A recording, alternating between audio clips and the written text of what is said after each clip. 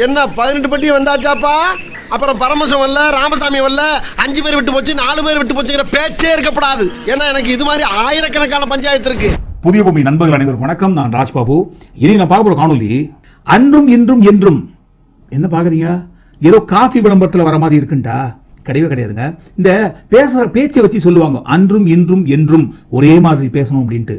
ஆனா பாருங்க, கடந்த 2 தினங்களாக அன்னைக்கு ஒரு பேச்சு பேசுறாங்க, இன்னைக்கு ஒரு பேச்சு பேசுறாங்க. என்னைக்குதான் உண்மையை பேசுவாங்க அப்படின்ட்டு உண்மையை என்னைக்குமே பேசாதவங்களும் உண்மையை என்னன்னே தெரியாதவங்களும் கூட அந்த கூட்டத்துக்குள்ள சேர்ந்து விமர்சனம் பண்ணிட்டு இருக்காங்க. அந்த மாதிரி அன்னைக்கு ஒரு பேச்சு இன்னைக்கு ஒரு பேச்சு இல்லாம என்னைக்குமே ஒரே பேச்சா பேசணும், என்னைக்கும் உண்மையா பேசணும் அப்படின்ட்டு யார் யாரை பார்த்து சொல்றாங்க அப்படின்ட்டு இந்த காணொலியை பார்ப்போம். 2 தினங்களுக்கு முன்பாக செப்டம்பர் 17ஆம் தேதி ஜிஎஸ்டி கவுன்சில் நடைபெற்ற அந்த ஜிஎஸ்டி கவுன்சில்ல நம்ம தமிழக அரசை சேர்ந்த நிதி அமைச்சர் பழனிவேல் தியாகராஜன் அவர்கள் கலந்து கொள்ள முடியாமல் போய்விட்டது என்னால் அப்படி என்று ஒரு அறிக்கை கொடுத்திருந்தாரு. காரணம், எனக்கு அழைப்பு தாமதமாக வந்தது என்று.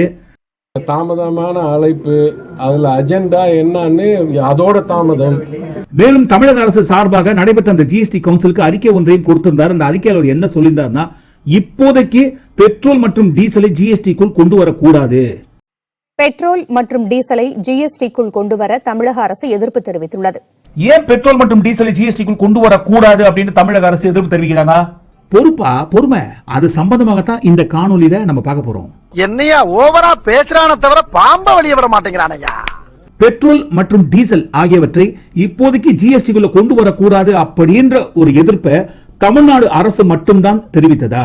கிடையவே கிடையாது. தமிழ்நாடு அரசு மட்டும் எதிர்ப்பு தெரிவிக்கல, பாஜக ஆடுகின்ற பல மாநில அரசுகளும் சேர்த்துதான் எதிர்ப்பு தெரிவிச்சிருக்காங்க. ஆனால் தமிழ்நாட்டில் மட்டும்தான் போலியான பொய்யான பிம்பம் ஒன்றை கட்டமைக்கின்றார்கள். என்னவென்றால், பெட்ரோல் மற்றும் டீசலை ஜிஎஸ்டிக்குள் கொண்டு வருவதற்கு தமிழ்நாடு அரசு மட்டும்தான் ஜிஎஸ்டி கவுன்சிலில் எதிர்ப்பு தெரிவித்திருக்கிறது. சரி, இந்த பெட்ரோல் மற்றும் டீசலை ஜிஎஸ்டிக்குள்ள ஏன் கொண்டு வரக்கூடாது அப்படின்ட்டு தமிழ்நாடு அரசாங்கம் உட்பட இந்தியாவில் உள்ள பல மாநிலங்கள், பிஜேபி ஆளுகின்ற மாநிலத்தை சேர்த்து ஏன் எதிர்ப்பு தெரிவிக்கிறாங்க? எனக்கு தெரியாது, உங்களுக்கு தெரியாது. அம்மா உங்களுக்கு தெரியுமா? சார் உங்களுக்கு தெரியுமா? யாருக்குமே தெரியாதுங்க. தற்போது இருக்கும் பெட்ரோல் மற்றும் டீசல் விலையின் மீது ஒன்றிய அரசு விதிக்கின்ற வரி என்பது தனி, அந்தந்த மாநில அரசுகள் விதிக்கின்ற வரி என்பது தனி.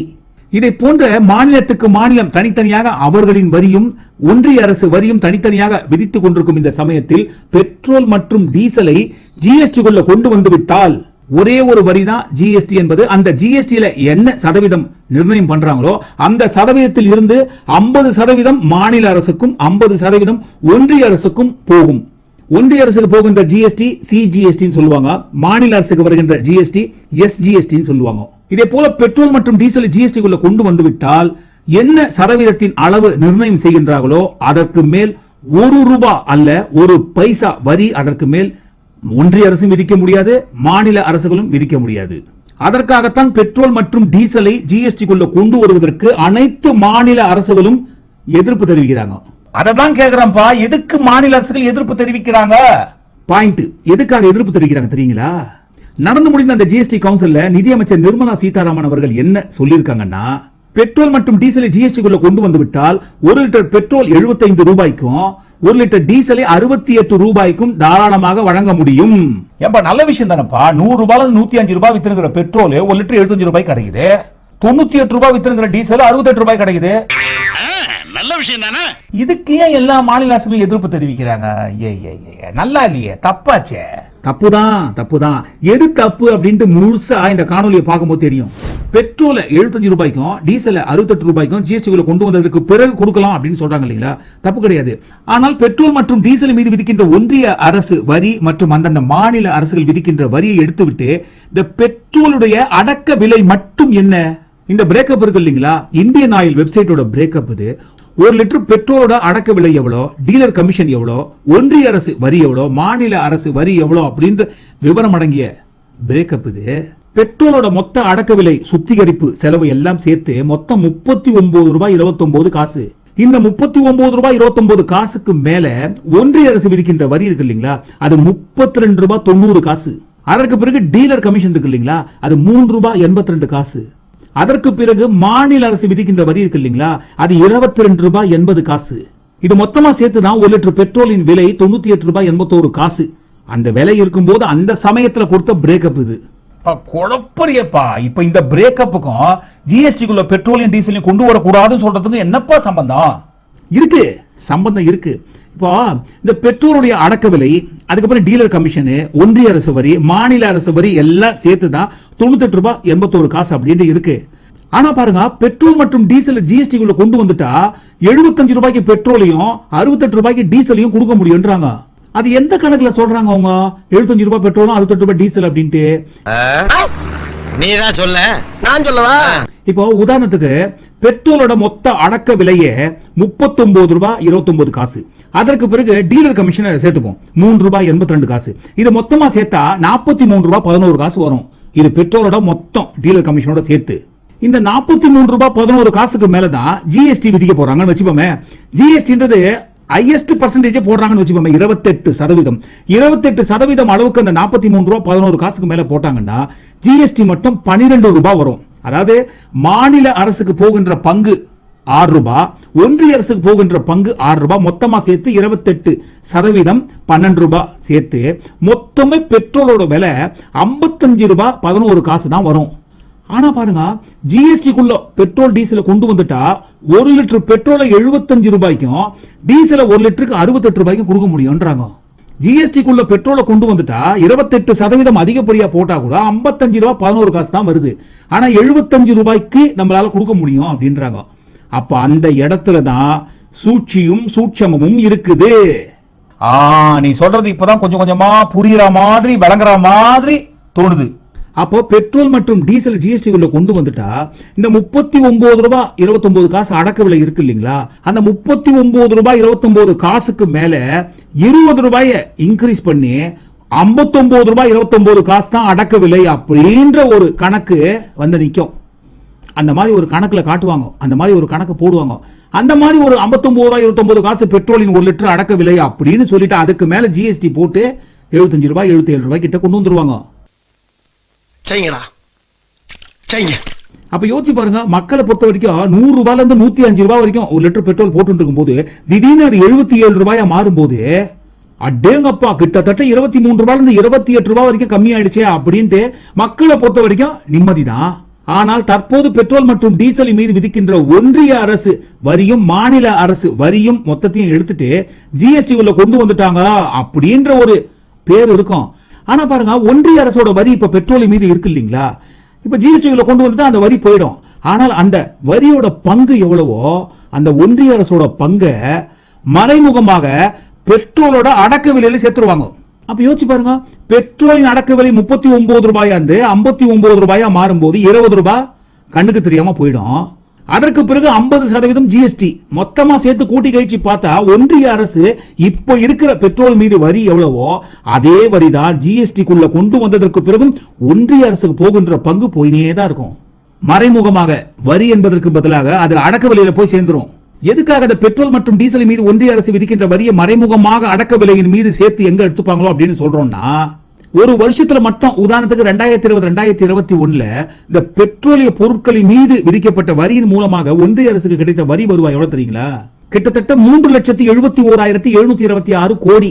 எப்படிங்க 3,71,726 கோடி ஒரே ஒரு 2020-2021 நிதி ஆண்டின் மூலமாக.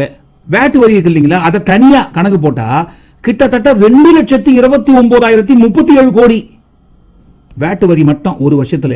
இவ்வளவு பெரிய மிகப்பெரிய வரி வருவாய் இழப்ப பெட்ரோல் மற்றும் டீசல் ஜிஎஸ்டி கொண்டு வந்ததற்கு பிறகு ஒன்றிய அரசு இழப்பதற்கு தயாராக இருக்காங்களா? கண்டிப்பாக இழக்க மாட்டாங்க. அதற்கு பதிலாகத்தான் அந்த வரிக்கு பதிலாக பெட்ரோலின் அடக்க விலை மீது சேர்த்து சொல்லி முடிஞ்சது. எப்படி கூட்டி கழிச்சு பார்த்தாலும் லாபம் வந்து ஒன்றிய அரசுக்கு. ஆனால் ஒட்டுமொத்தமான வரி வருவாய் இழப்பு என்பது இந்தியாவில் உள்ள அனைத்து மாநிலங்களுக்கும். அதனால்தான் பெட்ரோல் மற்றும் டீசலை ஜிஎஸ்டிக்குள்ள தற்சமயம் கொண்டு வரக்கூடாது.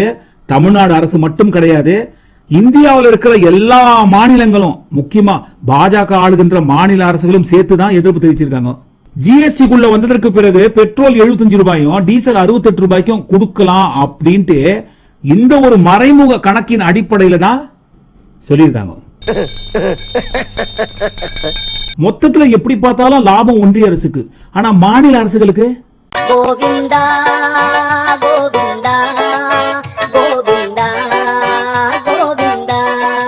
அதேதான் கோவிந்தா நான் சொல்றையா இதுக்கெல்லாம் ஆசைப்படுவேன் சொல்லி தொலையா கோவிந்தா கோவிந்தா கோவிந்தா. சோ அதனால தான் தமிழக நிதியமைச்சர் பழனிவேல் தியாகராஜன் அவர்கள் பெட்ரோல் மற்றும் டீசல் தற்போது நீங்க ஜிஎஸ்டி கொண்டு வந்து விட்டால் மாநிலத்துக்கு மிகப்பெரிய வரி வருவாய் இழப்பு ஏற்படும் அப்படின்னு சொல்லியிருந்தாரு. 96% of the union's taxation is in cess and surcharge. Under these circumstances, were we to give up the state taxation and put it into GST, it is completely a huge revenue loss for us. மற்றபடி நடைபெற்ற GST கவுன்சில்ல தன்னால் எதற்காக கலந்து கொள்ள முடியாமல் போய்விட்டது அப்படின்னு ஒரு விளக்கமும் கொடுத்துட்டாரு. தனக்கு அழைப்பு லேட்டா வந்தது அப்படின்ட்டு. ஆனா பாருங்க சமூக வலைதளங்கள்ல அவர் போட்டோவை போட்டு என்ன மாதிரி பொய்யான மீம்ஸ் எல்லாம் கிரியேட் பண்ணி போட்டுட்டு இருக்காங்கன்ட்டு. ஆனா அன்னைக்கு அவர் உண்மையில் கலந்து கொண்ட நிகழ்ச்சி இதுதான். அதை பொய்யா திருச்சி அவருடைய சொந்தக்காரர் வீட்டு வளைகாப்பு நிகழ்ச்சியில் கலந்து கொள்வதற்காகத்தான் ஜிஎஸ்டி கவுன்சிலுக்கு போகாம விட்டாரு. ஏன்பா மக்கள் நலனுக்காகவாவது பெட்ரோல் டீசல் ஜிஎஸ்டி கொண்டு வரதுக்கு ஆதரவு தெரிவிக்கலாம் இல்லையா? ஏன்பா எதிர்ப்பு தெரிவிக்கிறாங்க? ஆதரவு கொடுப்பாங்கப்பா. எப்ப தெரியுமா? இந்த பெட்ரோலோட 1 லிட்டர் அடக்க விலை உண்மையிலேயே எவ்வளவு, டீலர் கமிஷன் எவ்வளவு, ஜிஎஸ்டி வரி விதிப்புக்கு பிறகு 1 லிட்டர் பெட்ரோல் எவ்வளவு வரும் அப்படின்னு டிரான்ஸ்பரண்டா எல்லாருக்கும் தெரியற மாதிரி வெளிப்படையா அதை போன்ற தகவலை கொடுத்தாங்கன்னா கண்டிப்பாக எல்லா மாநில அரசுகளும் ஆதரவு கொடுப்பாங்க. ஆனா பாருங்க நமக்கு வர வேண்டிய வரிய ஏதாவது ஒரு ஹெட்டிங்ஸ்ல மறைமுகமாக வாங்கி நம்ம சேர்த்துக்கலாம். ஆனால் மாநில அரசுகளுக்கு மட்டும் வரி வருவாய் இழப்பு ஏற்பட்டா அவங்க பார்த்துக்கிட்டோம் அப்படின்னு நினைச்சாங்கன்னா கண்டிப்பாக பெட்ரோலையும் டீசலையும் ஜிஎஸ்டிக்குள்ள கொண்டு வருவதற்கு எல்லா மாநில அரசுகளும் கண்டிப்பாக எதிர்ப்பு தெரிவிப்பாங்க. And not just that, the ratio of excise duty which is shareable to states versus cess and surcharge which is only retained by the union. எப்ப ஆதரவு கொடுப்பாங்கன்னா ஒன்றிய அரசு பெட்ரோல் மற்றும் டீசலோட விலையில நேர்மையா உண்மையா டிரான்ஸ்பரண்டா எல்லாத்தையும் வெளிப்படையா தெரியப்படுத்தும் பொழுது ஆதரவு கொடுப்பாங்க. ஏன்பா ஆட்சிக்கு வந்து 7 வருஷங்களுக்கு மேல ஆயும் இன்னமும் இதற்கு முன்பாக இருந்தவங்க தான் காரணம் அப்படின்னு அவங்க மேல பழி தூக்கி போட்டுறாங்க. இப்ப நீங்க வேற எதிர்ப்பு தெரிவிச்சிட்டீங்களா? நாங்க என்ன பண்றது? எல்லாத்துக்கும் காரணம் அந்தந்த மாநில அரசுகள் தான். அவங்க ஆதரவு கொடுக்க சொல்லுங்க, நாங்க ஜிஎஸ்டி உள்ள கொண்டு வந்துடுறோம் அப்படின்ட்டு இப்ப பழிய தூக்கி அந்தந்த மாநில அரசுகள் தலை மேல போடுவாங்க. அப்ப என்ன பண்ணுவீங்க? அதுவும் கிடையாது. எல்லா பழியையும் தூக்கி இதற்கு முன்பாக இருந்த காங்கிரஸ் கட்சி தான் காரணம் அப்படின்ட்டு அவங்க மேல பழி தூக்கி போடுற மாதிரி இந்த பெட்ரோல் டீசல் ஜிஎஸ்டி பிரச்சனையை தூக்கி அந்தந்த மாநில அரசுகள் தலை மேல போட முடியாது. ஏன் தெரியுங்களா? இப்போ இருக்கிற நிலைமையில பெட்ரோலையும் டீசலையும் ஜிஎஸ்டி கொண்டு வர முடியாது அப்படின்ட்டு ஒன்றிய நிதி அமைச்சர் நிர்மலா சீதாராமன் அவர்களே அந்த ஜிஎஸ்டி கவுன்சில்ல சொல்லியிருக்காங்க. For today's discussion on petroleum products, GST Council felt that it wasn't the time for them to bring the petroleum products into the GST. So we shall report that to the court. இரண்டாவது காரணம் petrol GST குள்ள கொண்டு வந்தாங்கன்னு வச்சுப்போமே. இப்ப GST குள்ள கொண்டு வந்ததுக்கு பிறகு வரி அங்கதான் போகும், ஒன்றிய அரசு கிட்ட தான். இப்போ அங்கிருந்து தான் நமக்கு பிரிச்சு அந்தந்த மாநில அரசோட பங்கு எவ்வளவோ அதை கொடுப்பாங்க. ஆனா ஒன்றிய அரசு ஜிஎஸ்டி வந்து வசூல் பண்ணிடுறாங்க. ஆனால் மாநிலங்களுக்கு முறையாக அதை பிரிச்சு கொடுக்க மாட்டாங்க சரியான நேரத்துல. அதனால மாநிலத்துக்கிட்ட இருக்கிற உரிமைகளை எல்லாம் ஒவ்வொன்னா பறிச்சு ஒட்டுமொத்தமா ஒன்றிய அரசு கையிலேயே வச்சுட்டு அவங்க சொல்றதுதான் சட்டம், அவங்க கொடுக்கறதான் வரி, அவங்க சொல்ற நேரத்துல வாங்கிக்கணும் அப்படின்னு எல்லா வரி விஷயத்திலையும் இப்ப பண்ணிட்டு இருக்கிற மாதிரி எங்க இந்த பெட்ரோல் ஜிஎஸ்டி கொண்டு வந்ததற்கு பிறகு அதே மாதிரி மாநிலங்களுக்கு வர வேண்டிய பங்கையும் அவங்க வாங்கி வச்சுட்டு உரிய நேரத்துல கொடுக்காம இழுத்தடிச்சுட்டே இருந்தாங்கன்னா கண்டிப்பாக அந்தந்த மாநிலங்களுக்கு வரி வருவாய் இழப்பு கடுமையாக ஏற்படும். இதை ஒரு முக்கியமான காரணத்தை வைத்துக் கொண்டுதான் பெட்ரோலியம் டீசலையும் ஜிஎஸ்டி கொண்டு வரக்கூடாது அந்தந்த மாநில அரசுகள் எதிர்ப்பு தெரிவிக்கிறாங்க. இப்போ எந்த ஒரு நாடாக இருந்தாலும் அந்த நாட்டுல தொழில் வளர்ச்சியை கொண்டு வரணும், தொழில் வளர்ச்சியை வந்து உயர்த்தணும். தொழில் வளர்ச்சி வந்தாதான் அந்த நாட்டோட பொருளாதாரம் உயரும், வளரும். ஆனா பாருங்க இப்போதைக்கு ஒன்றிய அரசோட பொருளாதார கொள்கை எங்க இருக்கு தெரியுங்களா? எதுல இருக்கு தெரியுங்களா? மக்கள் தலைமையில்தான். அது பெட்ரோல் ஆரம்பிச்சு மக்கள் வாங்குகின்ற எல்லா பொருட்கள் மீது வரி இருக்கு இல்லைங்களா? அந்த வரி வருவாயின் மூலமாக மட்டும்தான் இப்போதைக்கு வருமானம் வந்து கொண்டிருக்கின்றது. அதை போல அந்த வரி வருவாய் என்பது மிகப்பெரிய பங்கு எங்கிருந்து வருதுன்னா பெட்ரோல் மற்றும் டீசல் கிட்ட இருந்து வருது. அதை எப்படி இழப்பாங்க அவங்க? இப்போ அனைத்து மாநில அரசுகளும் தான் பெட்ரோல் மற்றும் டீசல் வந்து ஜிஎஸ்டி கொண்டு வரக்கூடாது அப்படின்னு எதிர்ப்பு தெரிவிக்கிறாங்க. ஆனா பாருங்க தமிழ்நாட்டில் எவ்வளவு பெரிய புரளியும் பொய்யான பிம்பத்தையும் கட்டமைக்கிறாங்க பாருங்க. தமிழ்நாடு அரசாங்கம் மட்டும்தான் பெட்ரோலையும் டீசலையும் ஜிஎஸ்டி கொண்டு வருவதற்கு எதிர்ப்பு தெரிவிக்கிறாங்க. அப்போ பெட்ரோலையும் டீசலையும் ஜிஎஸ்டி கொண்டு வருவதற்கு தமிழ்நாடு அரசாங்கம் எதிர்ப்பு தெரிவிக்கிறதால் தான் அந்த திட்டத்தை இப்போதைக்கு ஒதுக்கி வச்சிட்டீங்க இல்லீங்களா? சரி, இப்போ பெட்ரோலியம் டீசலையும் ஜிஎஸ்டிகளை கொண்டு வருவதற்கு தமிழ்நாடு அரசு மட்டும்தான் எதிர்ப்பு தெரிவிக்கிறாங்க அப்படின்னு வச்சுப்போமே, அதுதான் உண்மைன்னு கூட எடுத்துப்போமே. இப்போ வேளாண் மசோதா சட்டம், சிஏஏ சட்டம் மற்றும் நீட் தேர்வு உட்பட தமிழ்நாடு அரசு எதிர்ப்பு தெரிவிச்சிருக்கிறாங்க. இப்ப தமிழ்நாடு அரசு எதிர்ப்பு தெரிவிக்கிறாங்க அப்படின்ற ஒரு காரணத்துக்காக அது எல்லாத்தையும் ரத்து பண்றீங்களா? ஏன்னா தமிழ்நாடு அரசு எதிர்ப்பு தெரிவிக்கிறாங்க இல்லைங்களா?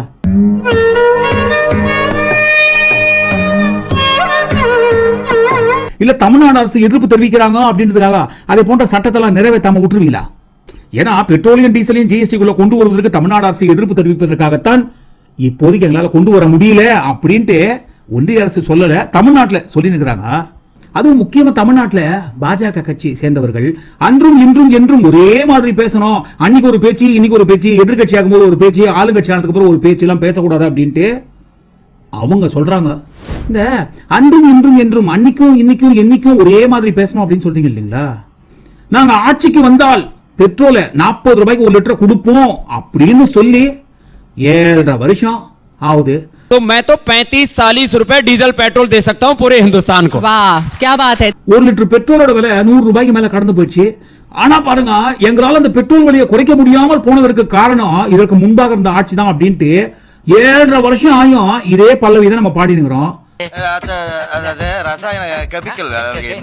ஆனா ஒன்னே ஒண்ணு உங்ககிட்ட புடிச்சது என்ன தெரியுங்களா? அன்றும் இன்றும் என்றும் அன்னைக்கு ஒரு பேச்சு இன்னைக்கு ஒரு பேச்சு இல்ல, என்னைக்கும் ஒரே பேச்சு தான். இது எல்லாத்துக்கும் காரணம் இதுக்கு முன்பாக இருந்த ஆட்சி தான் அப்படின்னு சொல்லி நிக்கீங்க இல்லீங்களா? அதுதாங்க உங்ககிட்ட எங்களுக்கு பிடிச்ச விஷயமே. நீ என்ன அப்ரிஷியேட் பண்றியா இல்ல டிப்ரிஷியேட் பண்றியா? அதனால அன்றும் இன்றும் என்றும் ஒரே மாதிரி பேசுங்க, அன்னைக்கு ஒரு பேச்சு இன்னைக்கு ஒரு பேச்சு பேசாதீங்க அப்படின்ட்டு ஒரு விஷயத்தை நம்ம சொல்லலாமா? தப்பு இல்லைங்களா? இப்படி குண்டக்க மண்டக்க பேசினா ஒரு மனுஷன் என்னதாப்பா பண்ண முடியும்பா? சரிப்பா, 2018 பெட்ரோலிய பொருட்களை ஜிஎஸ்டிக்குள்ள கொண்டு வந்துட்டா மக்களுக்கு தாராளமாக நம்ம குறைந்த விலையில பெட்ரோலியம் டீசலையும் கொடுக்கலாம்.